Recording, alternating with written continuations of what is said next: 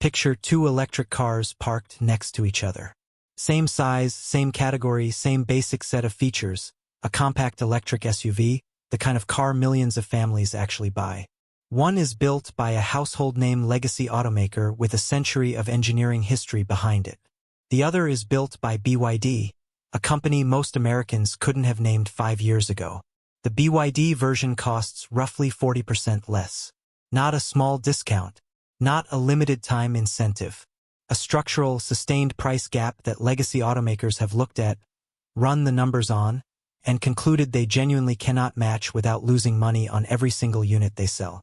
That's not an opinion, it's shown up in earnings calls, in leaked internal cost analyses, and in the pricing decisions those companies have actually made in markets where BYD now competes directly against them. So the question this video actually answers isn't, is BYD cheap? Everyone already knows that. The question is what specifically lets one company build a comparable car for 40% less and still turn a profit, while companies with 100 years of manufacturing experience can't get anywhere close. Because once you understand the actual mechanism, you'll understand why this isn't a temporary pricing war that ends when someone blinks. It's a structural gap that's going to keep widening unless something fundamental changes on the legacy side, and by the end of this video you'll know exactly what would have to change. The easiest, laziest explanation for BYD's pricing is cheap Chinese labor. It's the explanation you'll see in comment sections everywhere, and it's mostly wrong, or at least it's a much smaller piece of the story than people assume. Modern car manufacturing, especially EV manufacturing, is heavily automated. Labor cost per vehicle in a highly robotic assembly plant is a real number, but it's a relatively modest slice of the total cost of building a car compared to what it was decades ago, when human labor genuinely dominated production cost.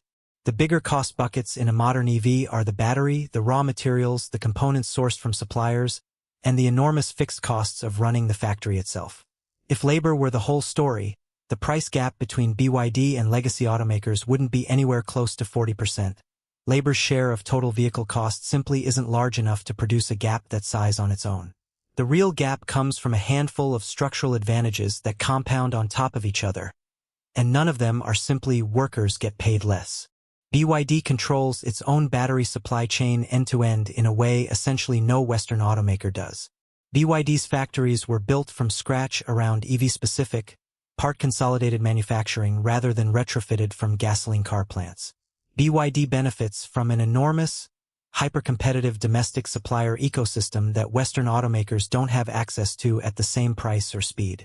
And BYD has scaled EV production to volumes that let it spread fixed costs across a number of vehicles that most Western EV programs still haven't come close to reaching.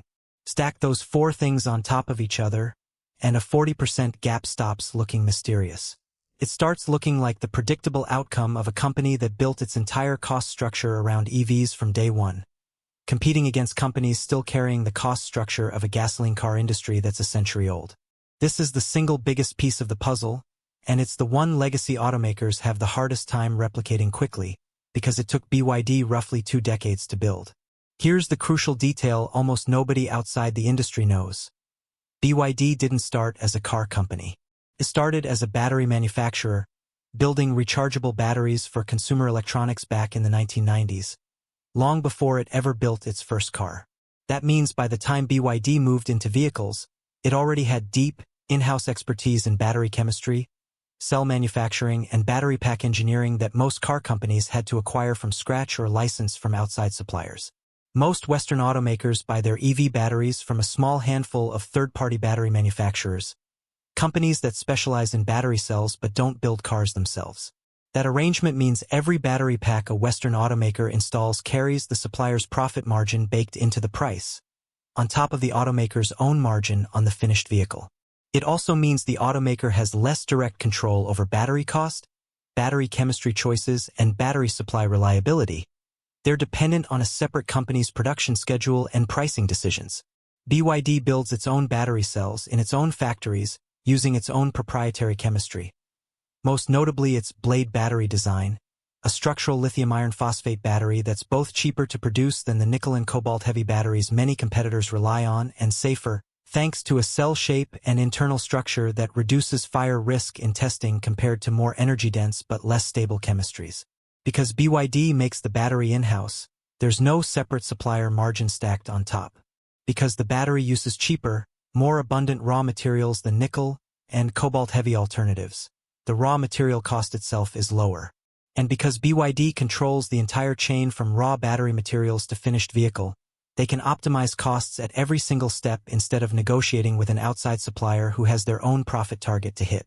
The battery alone can represent a substantial share of an EV's total production cost, often cited as somewhere between a quarter and a third of the total vehicle cost in industry estimates. When you own that entire piece of the cost stack instead of buying it from someone else, and you've also engineered it to use cheaper raw materials than the industry standard, the savings compound directly into the final sticker price in a way a Western automaker simply cannot replicate by cutting costs elsewhere in the car. There's a second layer to the battery advantage that's easy to miss if you only look at the chemistry. Vertical integration also means BYD controls the timing of its cost improvements in a way a company buying from an outside supplier never can. When BYD identifies a manufacturing efficiency gain, a cheaper raw material sourcing arrangement, or a design tweak that reduces material usage per cell, it can implement that change directly on its own production line, on its own schedule, without needing to renegotiate a supply contract or wait for an outside vendor to decide whether to pass the savings along. A Western automaker buying batteries from a third-party supplier is dependent on that supplier's own cost reduction timeline, their own margin targets, and their own competing customer relationships, meaning even when the underlying battery technology improves industry-wide, the automaker doesn't necessarily see that improvement reflected in what they pay, at least not on the same timeline BYD enjoys internally. Over years, that difference in how quickly cost savings actually reach the finished vehicle compounds into a meaningfully wider gap than the headline chemistry difference alone would suggest. There's also a risk management dimension worth mentioning. Raw battery materials, lithium, iron phosphate compounds, and the various other inputs fluctuate in price on global commodity markets, sometimes dramatically. A company buying finished battery packs from an outside supplier is exposed to however that supplier chooses to price in commodity volatility, often with a built-in buffer that protects the supplier's margin at the automaker's expense. A vertically integrated manufacturer like BYD can manage that raw material exposure directly, hedging or adjusting sourcing strategy in real time rather than absorbing whatever premium a third-party supplier bakes into their contract pricing. That's not a dramatic, headline-grabbing advantage on its own, but stacked on top of everything else, it's one more place where owning the entire chain beats buying pieces of it. The second major piece of the gap is manufacturing architecture, and it echoes something we've covered in other videos on this channel about Chinese EV manufacturing more broadly. The advantage of starting from a blank sheet of paper. Every legacy automaker built its manufacturing empire around gasoline vehicles over the course of decades. Their factories, their supplier relationships, their assembly line processes, even their engineering talent pipelines were all optimized for building engines, transmissions, exhaust systems, and fuel systems, the mechanically complex heart of a gas-powered car. When those companies decided to build EVs, they had two choices: retrofit existing gas car plants to somehow also handle electric vehicle production, or build entirely new EV-specific factories from scratch. Retrofitting is cheaper up front but produces a compromised, less efficient process. Building new EV-specific plants is more efficient long-term, but requires an enormous capital investment that has to be justified against uncertain EV demand forecasts, which many legacy automakers have hedged against rather than committing to fully. BYD didn't have that dilemma, because it never had a massive existing gasoline vehicle manufacturing base to protect or work around in the same way the century-old Western giants did.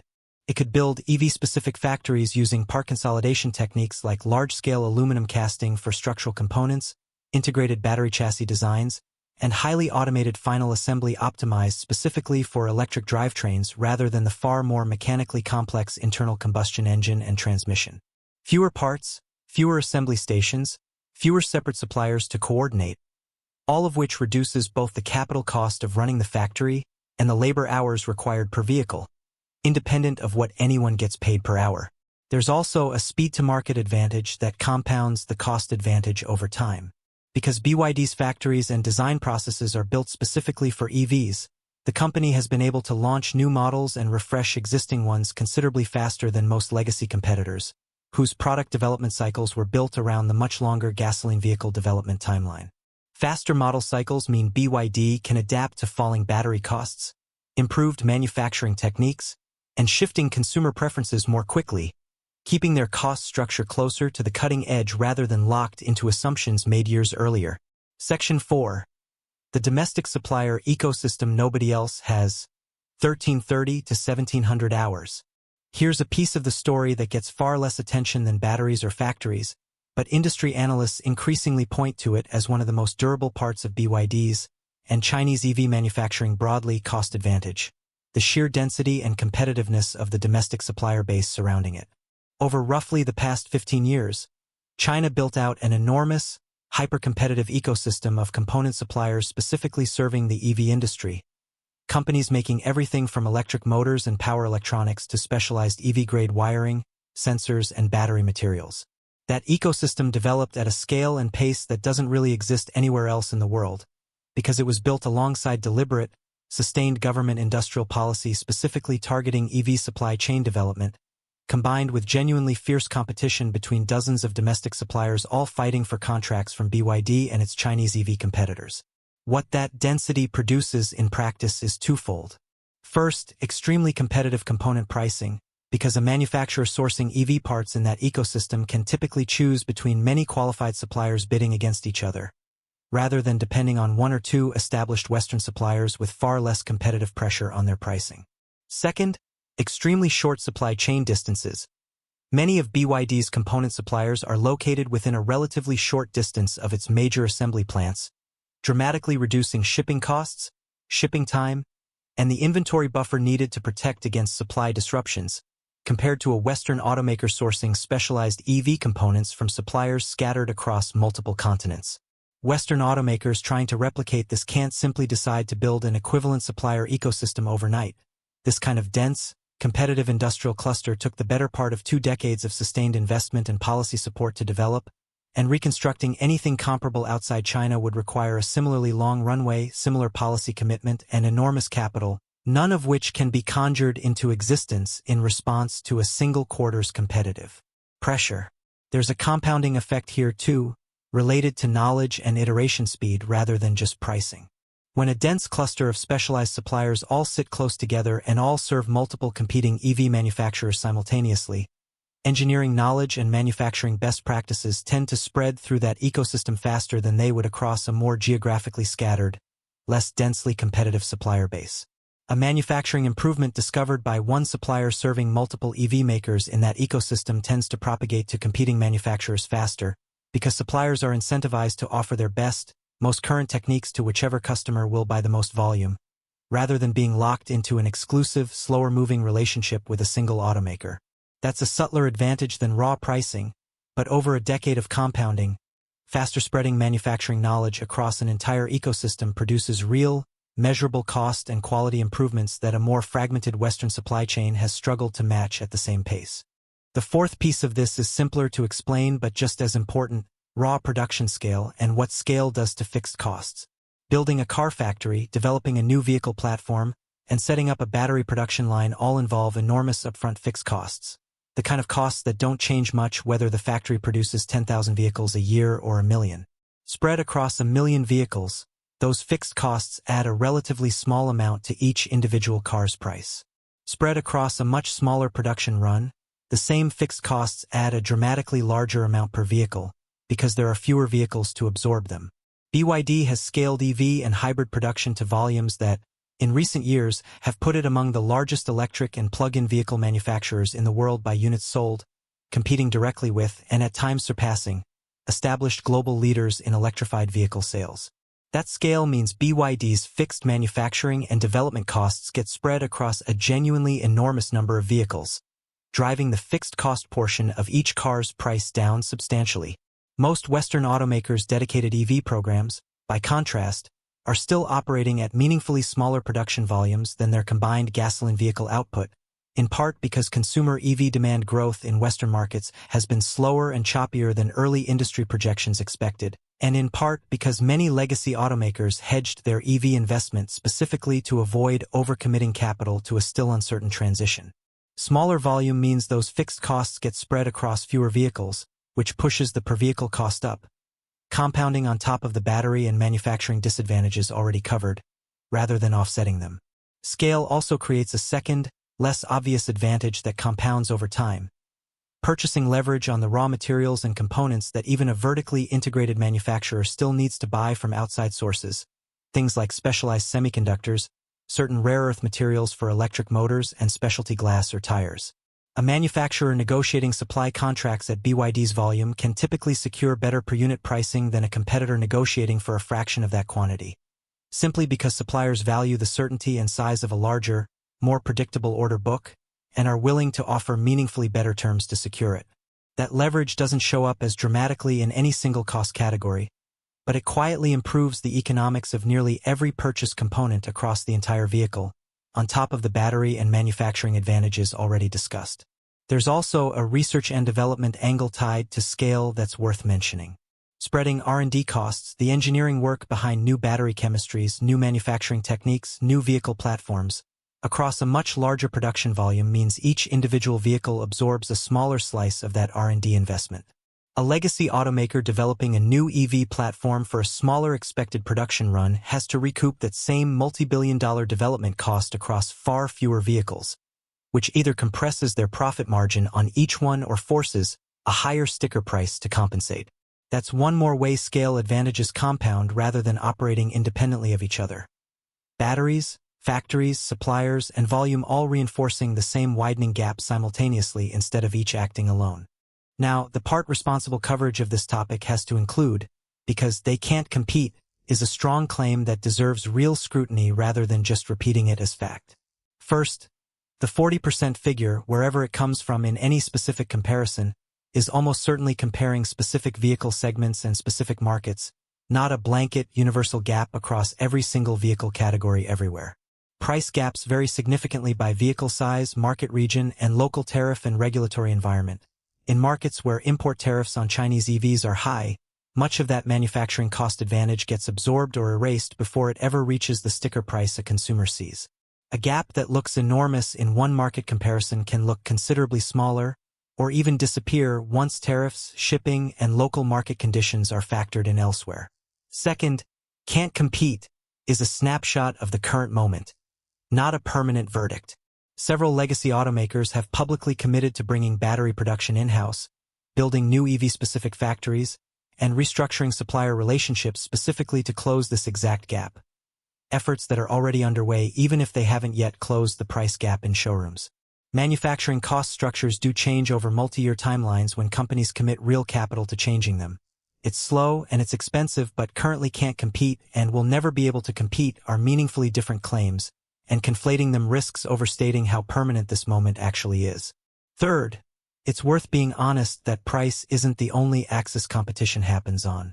Legacy automakers retain real advantages in areas that don't show up in a sticker price comparison. Established dealer and service networks, brand trust built over decades, existing customer loyalty, and in some markets, regulatory and safety certification relationships that a newer entrant still has to build from scratch. A 40% price advantage is a genuinely serious competitive threat, but it doesn't automatically translate into an equivalent shift in market share overnight, especially in markets where consumers have deeply established brand preferences or where dealer network quality and after-sales service weigh heavily on the purchase decision. Fourth, and this is the part that matters most if you're trying to predict what happens next rather than just react to today's headline. Government policy is actively reshaping this competition in real time. Tariffs, local manufacturing requirements, and industrial subsidies aimed specifically at protecting domestic automakers are already changing the economics of this competition in multiple major markets. And further policy shifts are a near certainty as this story continues to develop. Any honest analysis of who can compete has to treat the regulatory environment as a moving variable, not a fixed backdrop. It's also worth noting that compete itself can mean different things depending on which market you're looking at. In markets with minimal tariff protection and price-sensitive consumers, BYD's cost advantage translates almost directly into market share gains, because price is often the deciding factor for a large share of buyers shopping in the compact and midsize segments where the gap is widest. In markets with heavier import tariffs, stricter local content requirements, or consumers who weight brand reputation and dealer network quality more heavily in their purchase decision, the same underlying cost advantage produces a much smaller shift in actual sales, because price is only one input among several that a buyer is weighing. Painting every market with the same BYD wins brush oversimplifies a competitive picture that actually looks quite different depending on where in the world you're standing. None of this happened by accident, and none of it happened overnight. A 40% price gap is the accumulated result of 2 decades of vertical battery integration, EV-specific factories built without the burden of retrofitting gasoline-era infrastructure, a supplier ecosystem built with sustained industrial policy behind it, and production scale most competitors haven't come close to matching yet.